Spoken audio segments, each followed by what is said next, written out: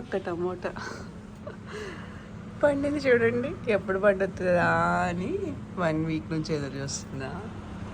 మొత్తానికి పండుతుంది. ఇంకా కొంచెం పండనిద్దాం దీన్ని. రోజుకి ఇటు వాష్ ఏరియా సైడ్కి 3-4 సార్లు వచ్చి చూసుకుంటా అనమాట. ఇలా ఏమన్నా కాస్తే మాత్రం. ఈ చిన్న ఏరియాలోనే చూడండి ఎన్ని మొక్కలు పెట్టుకోవచ్చు. నేను జస్ట్ ఎగ్జాంపుల్ చూపిస్తున్నా. ఇది ఆవాలన్నమాట. ఈ ఆకులు కూడా మనము కర్రీలో వేసుకోవచ్చు.